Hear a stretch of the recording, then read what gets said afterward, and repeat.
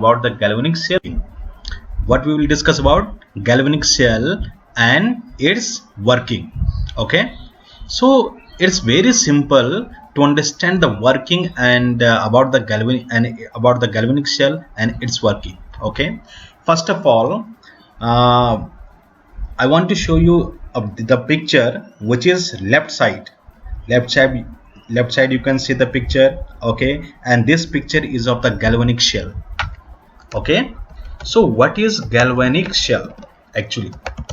Galvanic shell, galvanic shell, it is an electrochemical cell. It is an electrochemical cell in which zinc and copper electrodes are used as an anode and cathode respectively. Okay, that is called galvanic shell. So here you can see a right side. I have written the definition of the galvanic shell. Okay, simply to understand what is actually the galvanic shell. Okay, it is simply the electrochemical cell. And what is electrochemical cell? We have already discussed. Electrochemical cell is the cell that converts chemical energy into electrical energy. Say for example, dry cell. So to understand the working of the electrochemical cell, we have designed here the galvanic shell in which zinc and copper electrodes are used. Okay, so left side you can see the picture of a typical galvanic shell. Okay, I will enlarge this picture. Okay, then you can see clearly. Here, look at this one. In this galvanic shell, what we can see, it contains two half cells. One half cell is oxidation half cell. This one is oxidation half cell, and this one is reduction half cell. Is that clear? At the same time, this oxidation half cell contains a metal rod which is called zinc anode. At the same time, this reduction half cell contains copper cathode. Okay, and this is also the copper metal rod, and this is called here cathode. So zinc is anode, cathode, and copper is cathode. You must always remember this point, that at anode there is always oxidation. That's why this is called oxidation half cell. And you also must know that at cathode there is always reduction. That's why this is called reduction half cell. And these two electrodes are dipped in their respective salts. Say for example, this is zinc electrode, and this zinc electrode is dipped in zinc nitrate salt, aqueous solution I mean. At the same time, this copper is dipped in copper nitrate aqueous solution, and these two are connected through the wire and going through the switch and then voltmeter in between them to measure the cell potential. And what is cell potential? Cell potential is the difference between the potential of both the half cells. This is called cell potential.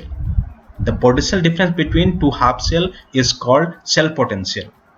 Okay, so here we can see in this picture that in this oxidation half cell and reduction half cell, in which both contains the respective metal salt solution, and the respective metal electrodes are dipped in these two, which are connected to the voltmeter, okay, and switch. At the same time, you can see there is a salt bridge. This is what? This is called salt bridge. This is called salt bridge. Okay, so in this salt bridge, what we can see here, this is salt bridge, and which is made up of sodium nitrate, and which is dipped in both the aqueous solution, that is copper nitrate aqueous solution, as well as zinc nitrate aqueous solution. One end is in copper nitrate solution, another end is in zinc nitrate solution. So what is the function of this salt bridge? The function of this salt bridge is very simple. Okay, we will discuss about this. What is the function of the salt bridge? Salt bridge function. Okay, functions. First function is to complete the circuit. Okay, second function is to provide the ions to the aqueous solution, okay, in which this is dipped to maintain the electrical neutrality of both. Simply, what are the functions of salt bridge to complete the circuit? The first function. Second function is to provide the ions to the aqueous solution, okay, to provide the ions to the aqueous solution in which this is dipped to maintain the electrical neutrality of both aqueous solution, okay, both aqueous solution. These are the two functions of the salt bridge. Is that point clear?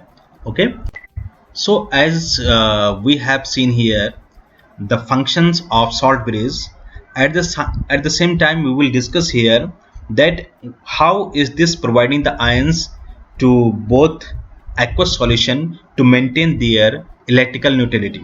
Simply, we can just see here as this zinc atom present in this zinc anode, okay, these are undergoing oxidation to form zinc ion and releasing the 2 electron, okay. At the same time this zinc ion is coming to the solution, okay, and these 2 electrons are going up to the voltmeter and then coming to this copper cathode, okay, and this cupric ion which is present in right hand half shell, okay, it is accepting 2 electron to form the copper solid atoms and which are getting deposited to this, okay.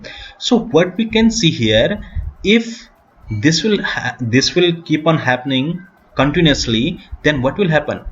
Zinc atoms will keep on coming to the solution and cupric ions will keep on depositing at this copper cathode.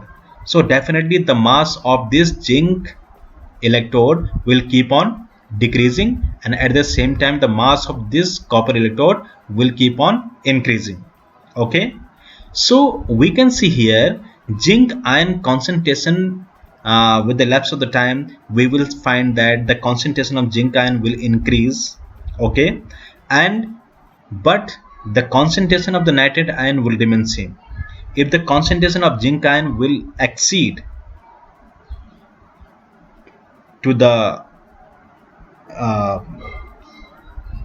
normal amount which should be to maintain the electrical neutrality, okay, so definitely there will be disturbance in electrical neutrality. At the same time to the right side we can see this cupric ion will decrease in concentration, okay, whereas nitrate ion will remain same. So if the concentration of cupric ion will decrease, definitely the electrical neutrality will be disturbed in right hand side half shell also. So to maintain this electrical neutrality, there is presence of this salt bridge which is connected to both sides, that is the sodium nitrate. If the concentration of cupric ion is decreasing right hand side half shell, so definitely here is sodium ion which is provided to this aqueous solution so that electrical neutrality could be maintained by transferring its ions to this solution. At the same time, if zinc ion concentration is increasing, so definitely there must be required more negative ions. So to provide these negative ions, the nitrate ions are coming to this solution to maintain the electrical neutrality, to counterbalance the increase in positive charge, simply. So this is the overall functioning of the salt bridge, and how is this functioning I have discussed here, okay. So now we will see here. So this is overall working of the galvanic shell, okay. Now if we have to see here, that we can see here the voltmeter reading, which is here 1.1 volt. How has this come? This voltmeter measures the potential difference between the two half cells. Okay, this is left half cell, this is right half cell. Okay, this is left half cell, this is right half cell. How to determine the cell potential? Okay, what is cell potential? This is the difference between the potential of the two half cell. It is determined by the formula E R minus E L. Okay, simply we can see here, say for example, okay, let's see here, I'm writing here E cell. E cell means cell potential. What is this? This is called difference between the potential of two half cells. Okay, how is this determined? The formula is very simple. E naught cell equal to E naught R minus E naught L. You can see here that E cell, okay, E naught cell equal to how much? The reduction, the right hand side, the E naught value for the right hand side half cell is given how much? It is given, because we are talking about the copper, and it is given here 0.34. so this one I'm talking about, this is about the copper, this is about copper, this is for the copper, okay, and this is for the zinc half cell. This is copper half cell, this is zinc half cell. So here we can determine we have written here the 0.34, the half cell, the electrode potential means reduction potential of the reduction half cell. Then at the same time we will write the reduction potential of zinc half cell. So it is 0. minus 0.76. So it comes to be 1.1 volt.